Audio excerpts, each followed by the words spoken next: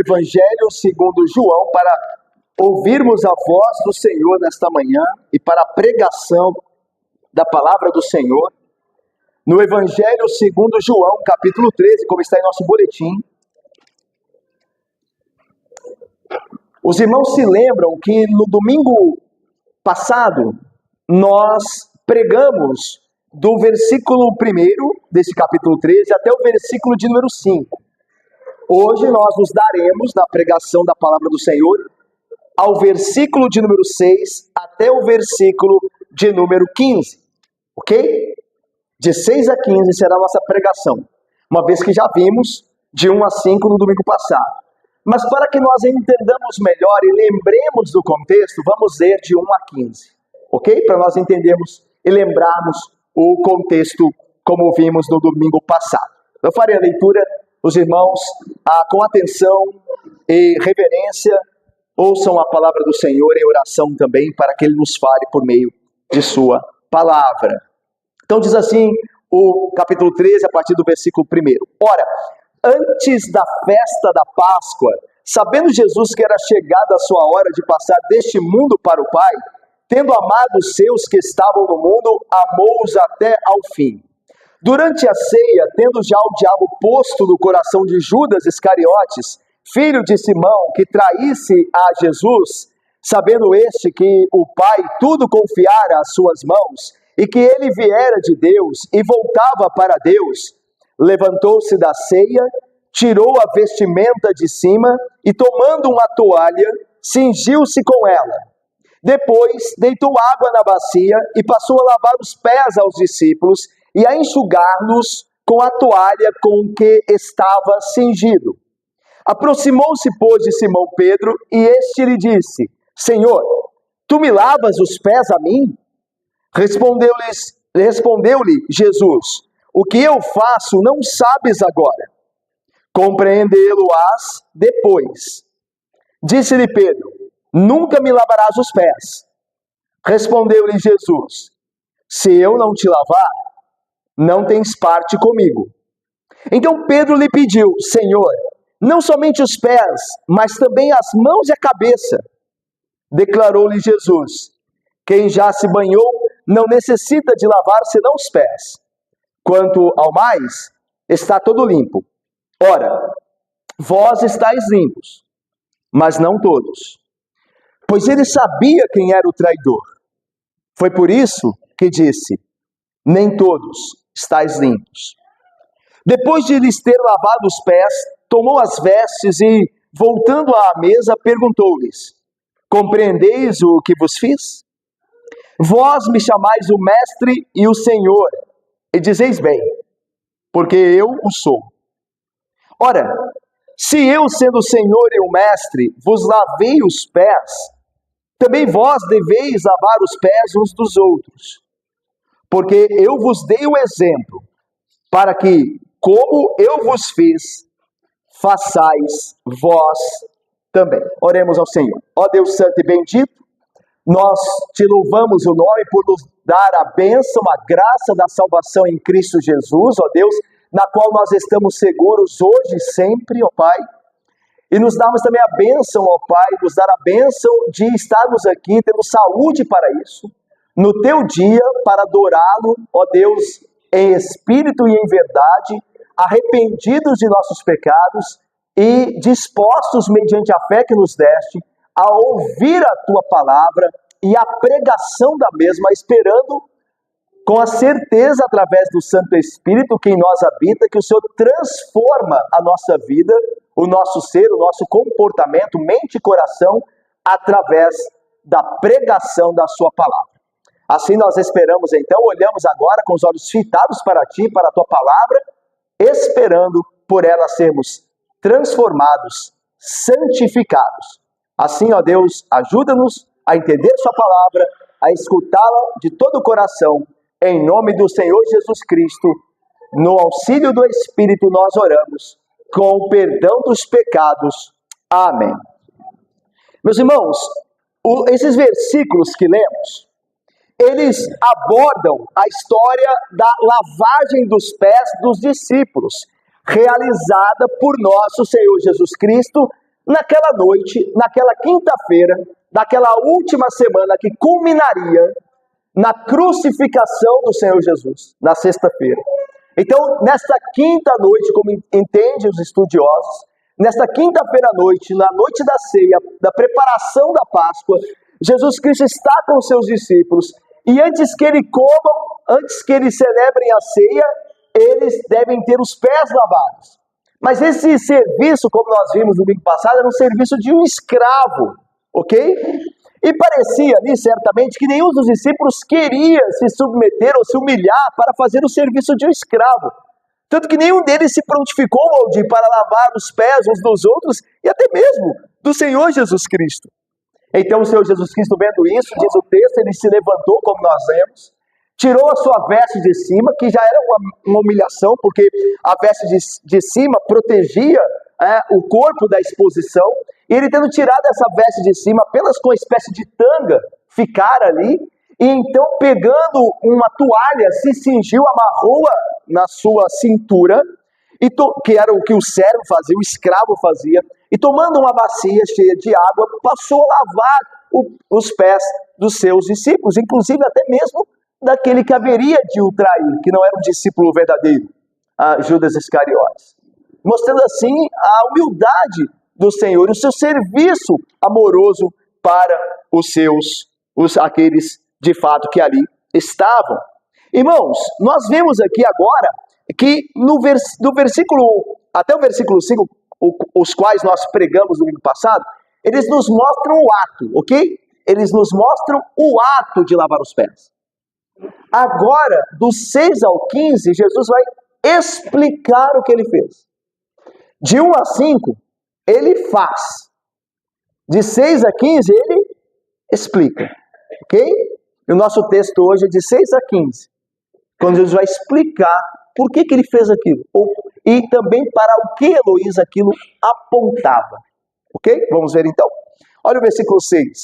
Aproximou-se, ou seja, nesse momento Jesus está lavando os pés dos discípulos, tá? Aproximou-se, pois, de Simão Pedro, ou seja, para lavar seus pés também, e esse lhe disse: Senhor, tu me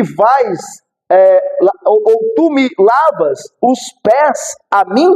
É o que diz aqui o texto, né?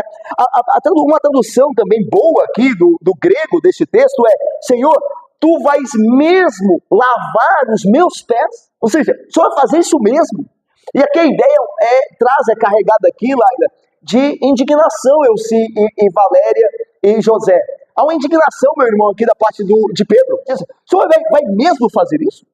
O senhor está disposto a esse ato de humilhação, esse ato vil de um escravo? É isso mesmo? Eu estou entendendo bem? Então Pedro, como porta-voz, ele se pronuncia aqui acerca da estranheza daquele ato que Jesus se propusera a fazer ali aos seus discípulos. E é natural que Pedro, e obviamente nós queremos que os demais também não entendessem aquele ato, porque eles não estavam, de fato, sintonizados com a humilhação do Salvador. Lembram-se que Pedro já havia repreendido Jesus quando ele fala da cruz. Lá em Marcos capítulo 8, versículo 32 diz isso. Que quando Jesus está falando que convém que o Filho do Homem vá a Jerusalém e seja entregue na mão dos principais sacerdotes, e seja então maltratado e crucificado, então Pedro chama Jesus à parte e começa a reprovar. Veja que ousadia de Pedro, não? Ele começa a dizer ao Senhor Jesus Cristo que ele estava errado. Veja a ousadia.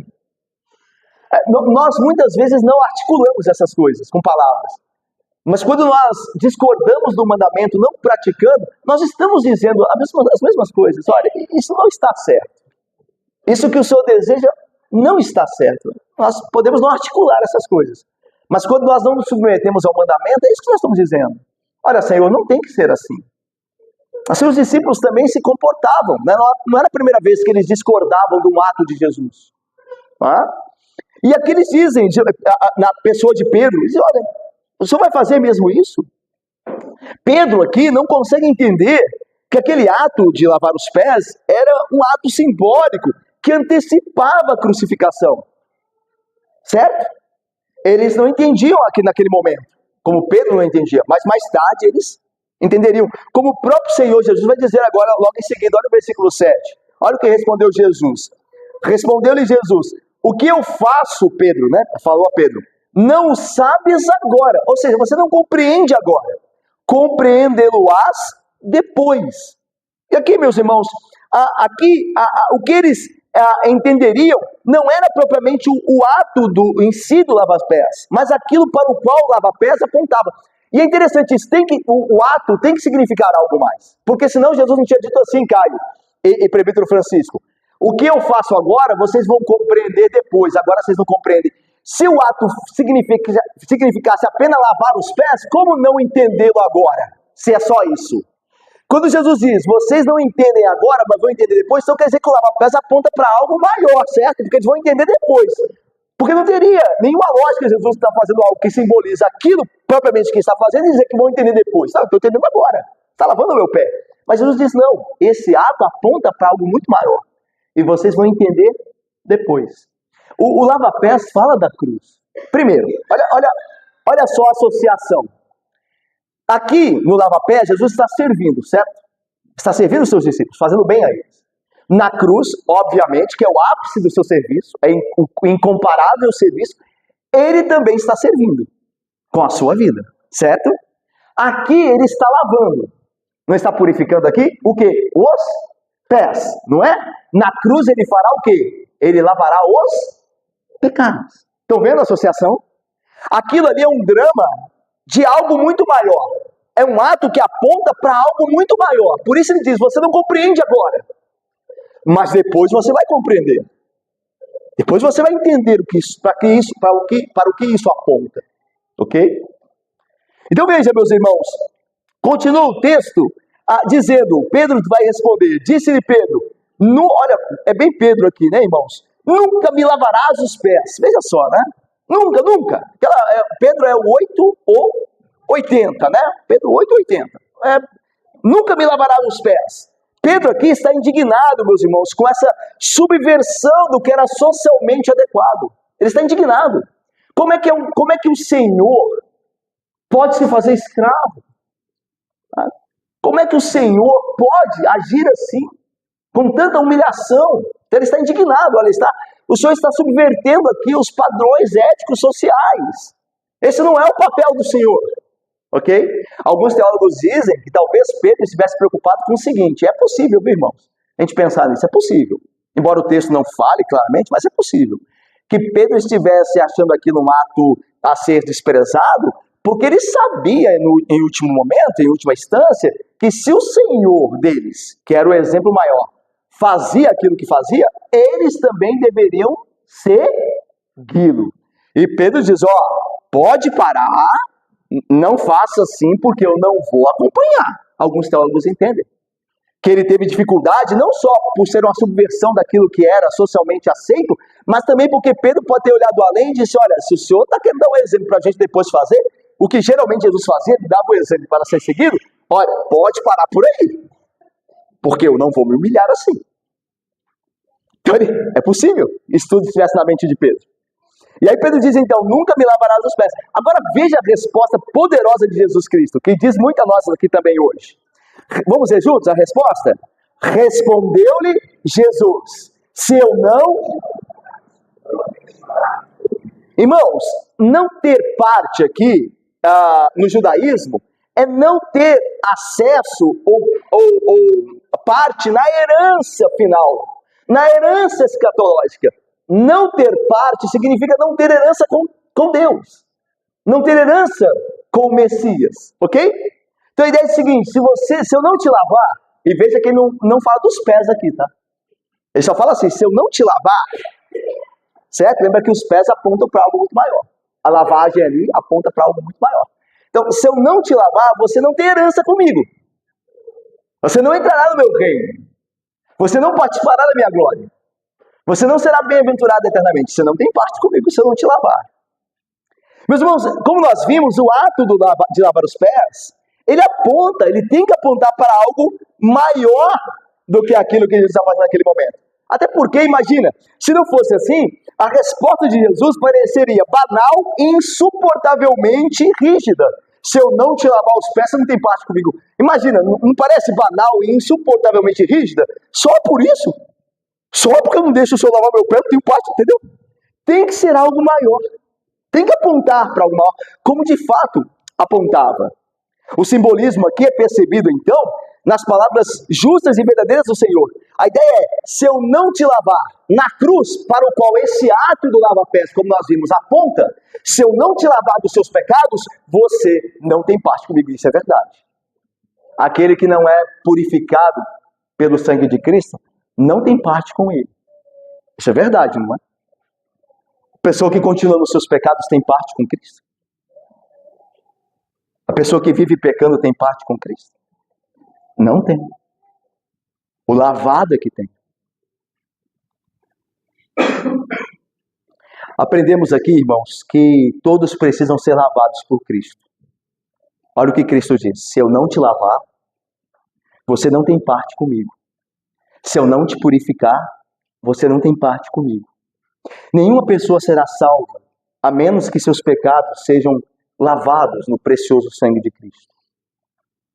Somente o sangue de Cristo é capaz de nos purificar e nos fazer aceitos diante de Deus. É necessário, então, irmãos, que o Senhor Jesus nos lave, para que tenhamos parte na herança bendita dos santos. Se isso não acontecer a você e a mim, não há esperança nem parte com Cristo para nós. Cristo te lavou de fato? Como é que eu sei que Cristo me lavou? Como é que eu sei que o sangue que Ele derramou na cruz caiu, por assim dizer, sobre mim e me purificou? Meus irmãos, é só olharmos para a nossa vida. Se você e eu vivemos ainda em pecado e somos escravos do pecado, nós não fomos limpos. Porque se o Filho libertar, verdadeiramente seremos livres. Se Ele nos lavar, verdadeiramente seremos limpos. O lavado por Cristo é alguém que está em guerra contra o pecado. É alguém que odeia o pecado. Então nós devemos nos autoexaminarmos esta manhã, e não apenas nesta manhã, mas também nesta manhã. E perguntar: eu fui realmente lavado pelo sangue de Cristo? Como é que tanta sujeira ainda se encontra em mim? Se eu fui realmente lavado. Como é que eu posso viver como um porco na imundícia do pecado, se eu creio que fui lavado?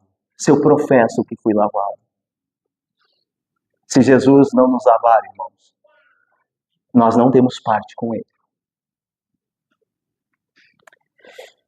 Veja o que Pedro responde agora, depois da palavra poderosa que Cristo respondeu a ele. Olha só, Pedro, né? Olha aí, agora antes foi 8, agora é 80, né? Olha aí. Então Pedro lhe pediu: Senhor, não somente os pés, mas também as mãos e a cabeça. Lá, tem gente assim, né? Ou tudo ou nada. Lava-me por completo, Senhor. Os pés, as mãos, a cabeça. Aí alguém diria ali, né? Calma, Pedro. Pedro, calma. Irmãos, Pedro parece não entender as coisas muito bem, certo? Uma hora ele fala uma coisa, outra hora ele fala outra coisa. Jesus mesmo disse que ele não compreende muito bem agora, ele vai compreender depois, não é verdade? A gente vê a falta de compreensão de Pedro, certo?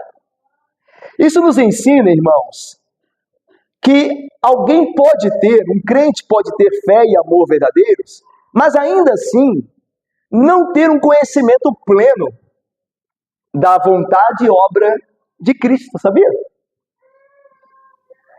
Não devemos ver pessoas que têm dificuldades, às vezes, de entender doutrinas, como necessariamente incrédulas e ímpias. Ok? Deu para entender? Nós não devemos olhar para uma pessoa que tem dificuldade de entender doutrina, de entender a obra de Cristo. Dificuldade, não é que ele entende, mas ainda não entende perfeitamente, claramente, até porque quem é entre nós que entenda claramente, perfeitamente? Muitas coisas nos deixam perplexos ainda acerca daquilo que Cristo faz, a obra dele. Mas veja, o ponto é o seguinte: nós não devemos entender que uma pessoa fraca no entendimento é uma pessoa que é incrédula.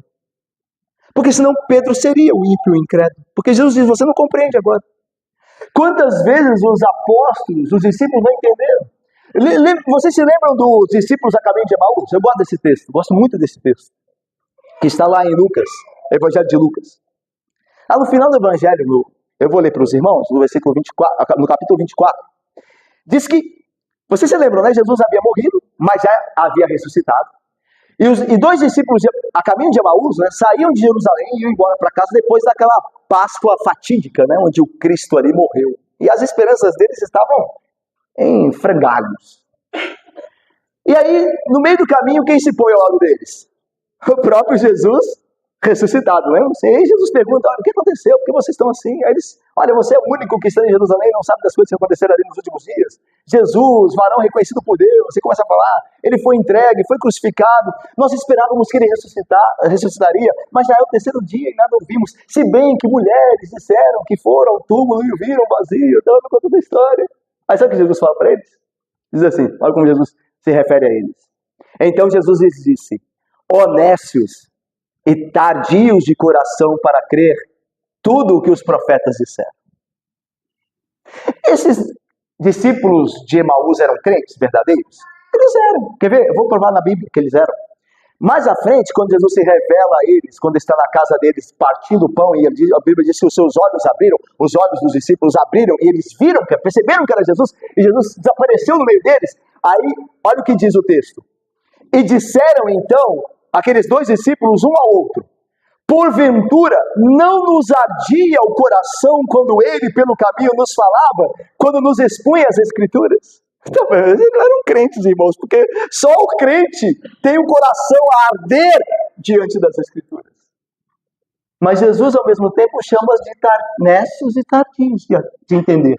Então, veja, que nós não sejamos os nécios e tardios, que nós procuremos entender cada vez mais a vontade do Senhor, conhecê-la cada vez mais, oremos para isso e nos dediquemos à sua palavra, conheçamos a sua palavra. Mas, se ao nosso redor houver pessoas que não entendem plenamente, tenhamos paciência. Nós mesmos não entendemos todas as coisas. Isso não quer dizer que esses que não entendem plenamente não sejam crentes. Ok? Há uma diferença, porém, entre não crer perfeitamente e se rebelar a partir do que crê. Há uma diferença, tá? Uma distinção. Tem pessoas que não entendem muito bem, mas têm uma fé submissa para aprender. Tem pessoas que não entendem e nem querem entender. São dois grupos diferentes. Aqui nós falamos do primeiro, que eles têm dificuldade de entender, mas são verdadeiros crentes, querem entender. Nós tenhamos paciência com eles como Deus tem conosco. E aliás, meus irmãos, digo-vos mais. É preferível alguém que tenha fé verdadeira e amor sincero e pouco conhecimento do que o contrário, tá? É preferível. O ideal são os dois. Muito conhecimento e fé verdadeira. O ideal. Cresçamos para isso. Mas se eu tivesse que preferir, alguém que tem pouco conhecimento, mas um coração sincero, e alguém que tem muito conhecimento e um coração hipócrita, eu não tenho dúvida. O que tem pouco conhecimento, porém um coração sincero. Porque Deus há de ajudar. Ok? Cuidado com conhecimento apenas. Sem sinceridade. Sem uma vida de fato envolvida com ele. Ok? Vamos lá? Irmãos, outro ensino aqui é tirado segundo as palavras de Cristo que dizem o seguinte. Ele diz assim a Pedro, no versículo 7. O que eu faço não sabes agora, compreendê-lo-ás depois. Irmãos, aqui há algo muito importante. A outra lição que tiramos aqui é que muitas coisas na providência de Deus, ou que Deus realiza em sua providência, em nossa vida, nós não entendemos no instante em que são realizadas. Isso é claro aqui no texto. O que eu faço a você, Pedro, você não compreende agora. Vai compreender depois. Ou irá compreender depois. Irmãos, é difícil muitas vezes entender a maneira que o Senhor Jesus lida conosco. Não é? Por que o Senhor Jesus está fazendo assim? Porque Ele está me guiando por esse caminho que eu não desejava. Por quê? O que eu faço agora, diz o Senhor Jesus, você não compreende agora. Compreendê-lo-ás depois. A sabedoria de Cristo, a conveniência de sua obra para conosco e a necessidade nossa dele fazer o que faz, são coisas que podem, por muito tempo, permanecer ocultas para nós. Às vezes nós não vemos sabedoria na obra de Cristo, mas há. Às vezes nós não vemos conveniência na obra que ele faz, mas há. E às vezes nós não vemos sequer necessidade, mas há. Devemos, nesses momentos em que não entendemos, momentos de perplexidade, recordar dessas palavras, diácono João Teres, querido, de Jesus Cristo a Pedro. O que eu faço agora você não compreende. Você vai entender depois. Recorde-se disso. Lembre-se disso naquelas horas de perplexidade. Quando Deus estiver fazendo algo na sua vida que você não entenda. E às vezes nem concorde. Com fé humilde, reconheça. O Senhor sabe o que está fazendo. E se eu não compreendo agora, Leila, eu, presbítero Cortes, compreenderei depois. Ok? Irmãos, vamos no versículo 10? Olha só o que Jesus diz. Quando Pedro fala, Senhor, lava-me por inteiro, não só os pés, mas as mãos e as cabeças. A cabeça, olha o que Jesus diz. Declarou-lhe Jesus, quem já se banhou não necessita de lavar senão os pés. Quanto ao mais, está todo limpo. Ora, vós estáis limpos. Até aí. Vós estáis limpos. Aqui é algo muito importante, irmãos. Aquela purificação que nós vemos aqui, o lava-pés, aponta para a cruz. Lembra? A gente já falou disso. É um símbolo de algo maior. Ok? Assim como Jesus está servindo, lavando os pés, ele vai servir na cruz. Assim como ele está lavando os pés, ele vai fazer algo muito maior. Ele vai lavar os pecados. Mas os dois atos, eles se associam com esses princípios que neles existem. De serviço e lavagem. Assim como no lava-pés, Cristo serve e lava. Assim como na cruz, ele serve e purifica. Com a obra maior lá. Mas veja, então aquela purificação única de Cristo na cruz é suficiente para salvar e purificar a todo homem que crê. Uma vez por todas. Nós cantamos o Seja Bendito Cordeiro. Hino de número 269, Pureza no Sangue de Cristo. E eu acho que alguns de vocês cantaram ali no coro, né? Mais alvo que a neve eu serei. Não foi? É porque a gente cantava assim. A tradução era eu serei. Mas agora a tradução dos hinários mais novos aí é eu estou. E é isso mesmo. Por isso que foi corrigido, porque hinário não é inspirado, né? Essa parte, quando coloca as coisas da Bíblia é um perigo, né? Porque a gente acha que é tudo inspirado, né? O hinário não é inspirado. O hinário deve ser crido à medida que a palavra é falada nele. Ele está de acordo, o hino está de acordo com a palavra? Aí tá bom. Se não tiver, a gente não canta. Quer seja do hinário nosso ou qualquer outro hinário. Ok? Porque a palavra é que rege isso.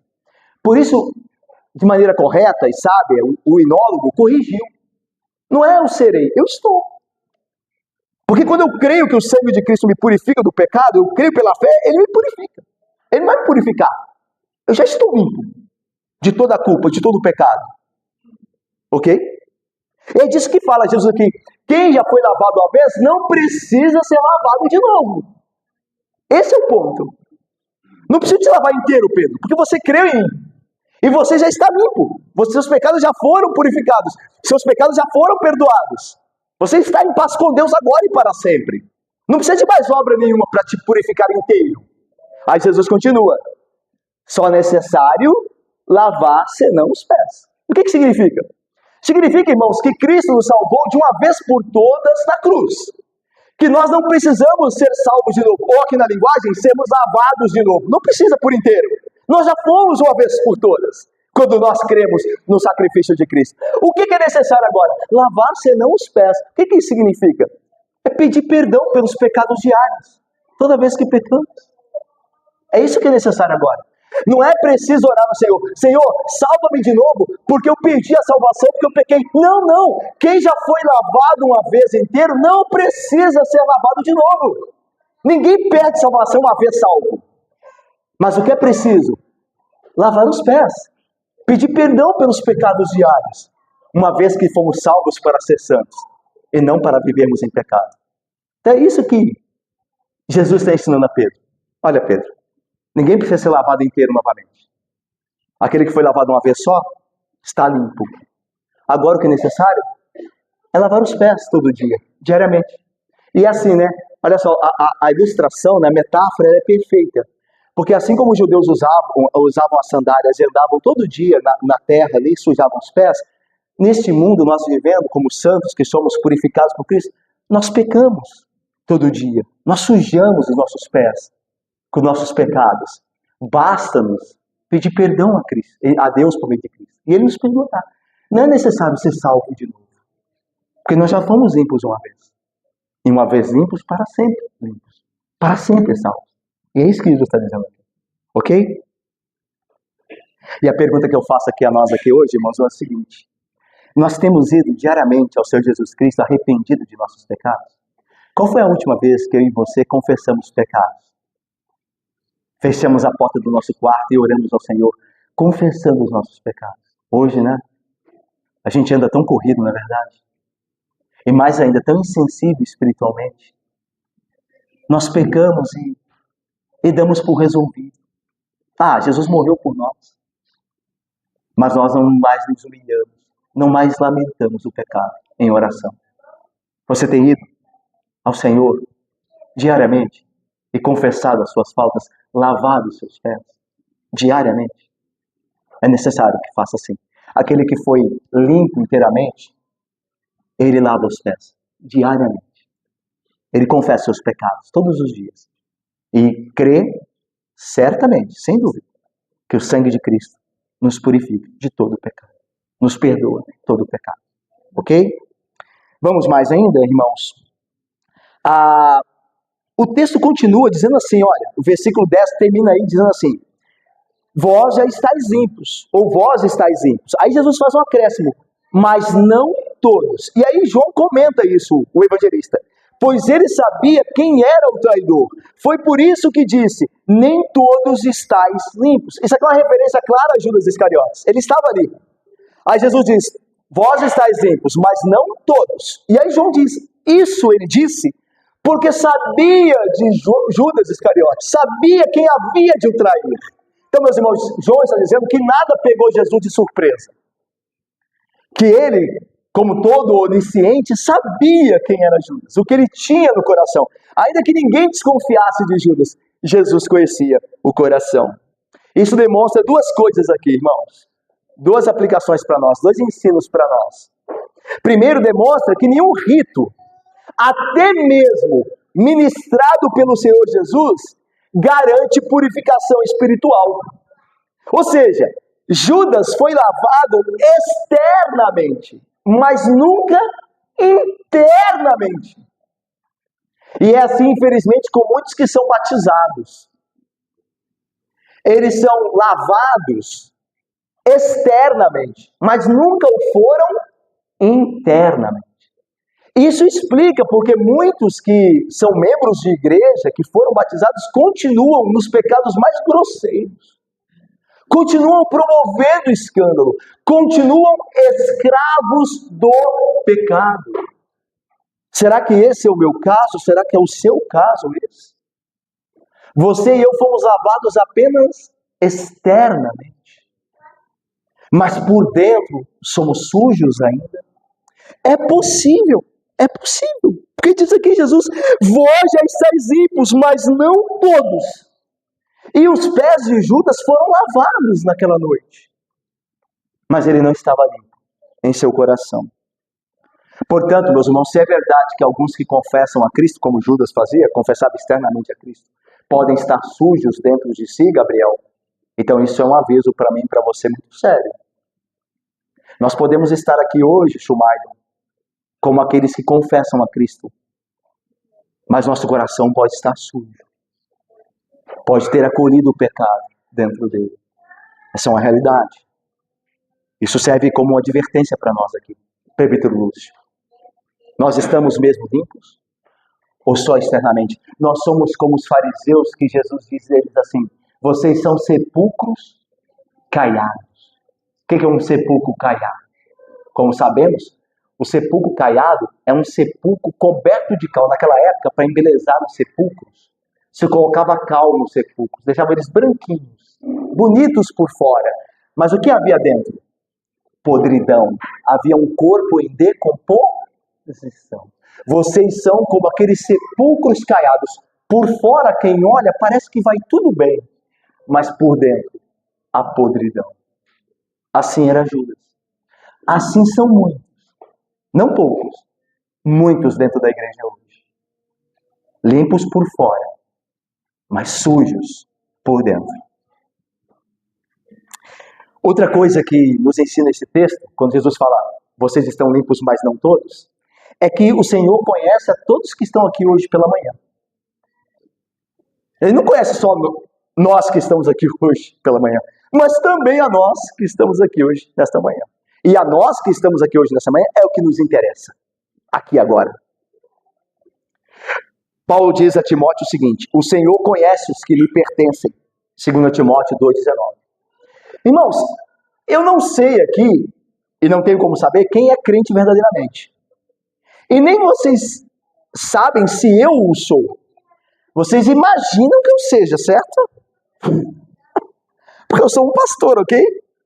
Então vocês imaginam que eu seja um crente sincero, mas no fundo, vocês não podem ter certeza. E veja, não é que a gente vai agora andar desconfiado. Não, vivamos com os nossos limites. Se alguém tem parecido crente, eu vou tratá-lo como crente. Agora, eu sei, ao mesmo tempo, que o Senhor naquele dia, ou até mesmo antes, revelará todas as coisas. Quando eu falo revelará todas as coisas antes, pode ser acerca da vida de algum de nós aqui. Mas o ponto é que, Vanessa, Jesus conhece-nos a todos. Jesus conhece e sonda o coração. Deixa eu lhes falar, irmãos, você fica tranquilo com isso? Se você é um crente verdadeiro, eu sei que você está tranquilo. É verdade. Senhor, o Senhor sabe que eu sou um pecador. A tua palavra diz que nós pecamos todos os dias, é verdade. Agora o Senhor sabe que eu sou sincero, que eu tenho me arrependido, que eu tenho lutado contra o pecado. Ah, meu irmão, você pode ficar tranquilo. Diante daquele que tem os olhos como chamas de fogo. Porque você reconhece a sua fraqueza, os seus pecados. E você tem sido sincero na luta contra eles, confiado no poder de Deus. Agora, meu irmão, se você não tem feito isso, você consegue se sentir seguro? Não se sinta. Você não está. Você não está seguro. Deus está contra você. E não há inimigo pior que alguém possa ter. Aquele que sonda todos os homens. Aquele que nos conhece a todos. Sabe os que lhe pertencem. Não fique tranquilo. Não fique seguro até você pertencer de corpo e alma ao Senhor. Não se sinta seguro, porque você não está, se não pertencer a Ele de corpo e alma. Vamos caminhando? Versículo 12, Jesus passa a ensiná-los o porquê fez o que fez. Versículo 12 diz assim, depois de lhes ter lavado os pés, tomou depois de ter, versículo de número 12, depois de lhes ter lavado os pés, tomou as vestes e voltando à mesa, perguntou-lhes, compreendeis o que vos fiz? Versículo 13, vós me chamais o mestre e o Senhor, e dizeis bem, porque eu o sou. A ideia aqui é a seguinte, eles chamavam Jesus de o mestre. O mestre aqui é aquele que ensina, é o rabi, é o professor, é o didáscalos, né? Vós me chamais mestre, o que ensina vocês, e me chamam de o Senhor. O Senhor aqui é um título que revela reverência, respeito. É interessante que esse título, Senhor, ele não era usado pelos discípulos antes da ressurreição, falando da divindade de Cristo, apenas reconhecendo Ele como autoridade a quem se deve respeito. Posteriormente, após a ressurreição, o título Senhor ganhou um aspecto de deidade.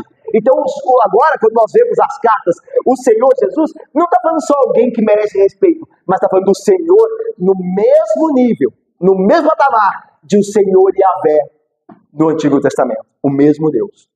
Mas os discípulos, antes da ressurreição, não entendiam essas coisas completamente. Jesus até disse, né, vocês não compreendem agora muitas coisas. Então eles chamavam Jesus de mestre Senhor como um professor, o grande professor, que deveria ser respeitado. E Jesus não nega que ele fosse aquilo. É claro, ele é mais do que aquilo, mas ele é aquilo também. Ele diz assim, vocês fazem bem me chamar de mestre Senhor, porque eu o sou mesmo. Nada de falsa humildade, né? Porque é verdade. Ou do contrário seria falsa humildade.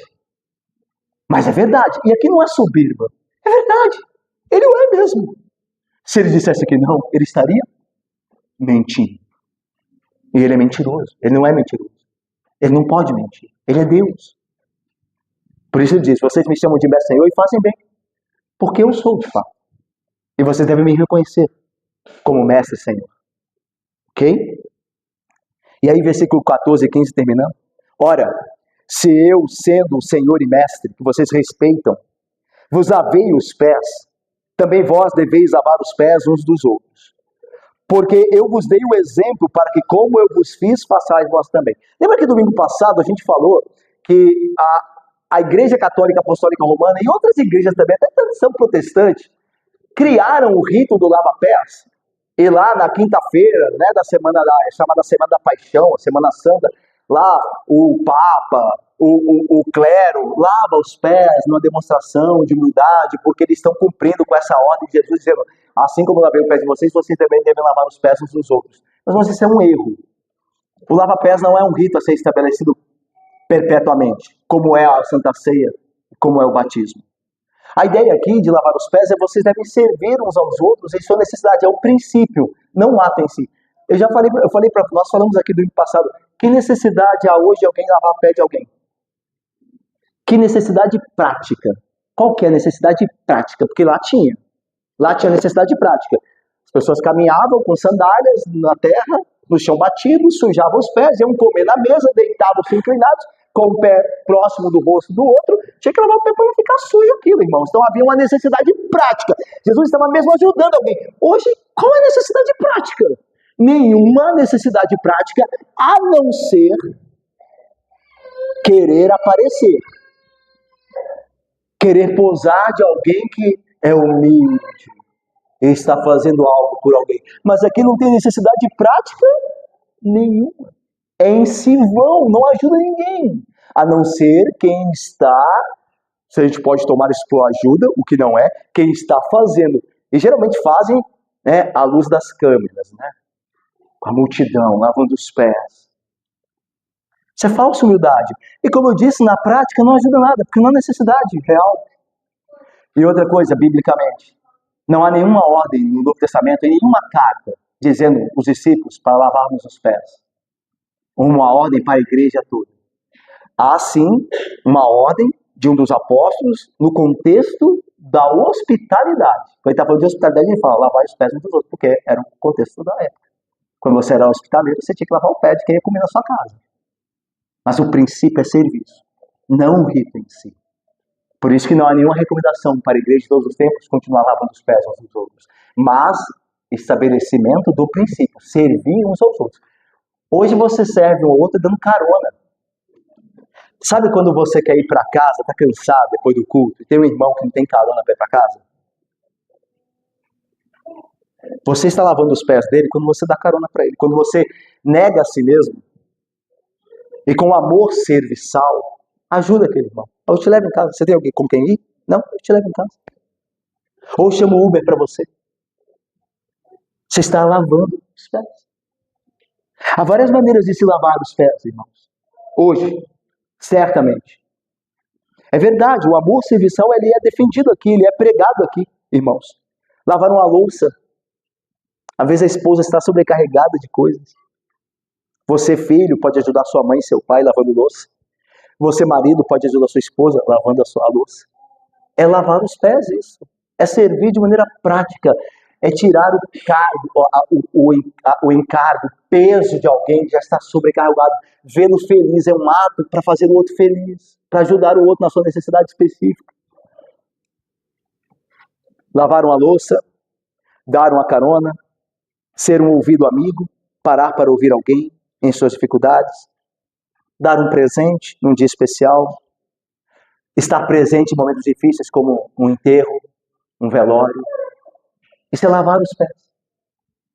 É servir em algo prático que ajude aquele que necessita. E Jesus disse que nós temos que lavar os pés uns dos outros. Uma igreja verdadeira, meus irmãos, é uma igreja que serve verdadeiramente nas verdadeiras necessidades. Não para fazer pose de igreja humilde, mas igreja que serve um ao outro sem tocar trombeta, mas que vive a servir. Às vezes ninguém vai saber do seu serviço, aquele irmão lá. Ficou entre você e ele. E o mais importante, é entre Deus. Mas é disso que Deus se agrada. De nós servirmos uns aos outros, com amor serviçal, naquilo que os nossos irmãos necessitam. Você tem se preocupado com isso? Eu tenho me preocupado com isso. Deixa eu lhes falar, irmãos. Quanto mais eu sirvo o próximo, mais Deus mostra, segundo a sua graça e poder em mim, que eu amo menos a mim e mais o próximo. Quanto mais dificuldade eu tenho de fazer algo por alguém, mais o meu amor próprio fica em relevo. Sabe, irmãos, é verdade. É verdade. Às vezes nós todos podemos lutar com isso aqui. Quando alguém tem uma necessidade de última hora e precisa da nossa ajuda e nós meio que, sabe? Eu não queria ir. Eu tenho que ir. Mostra ainda o quanto nós amamos a nós. E o quão pouco nós amamos o próximo. Nós devemos pedir a Deus, orar ao Senhor que nos dê mais amor pelo próximo, mais serviço pelo próximo. Aliás, o amor é serviço. O amor é mais do que um sentimento. É uma prontidão em servir, em ajudar quem necessita. E é isso que o Senhor nos ensina aqui, como ensinou aos seus discípulos naquela noite. Deus abençoe assim. Em nome do Senhor Jesus. Amém.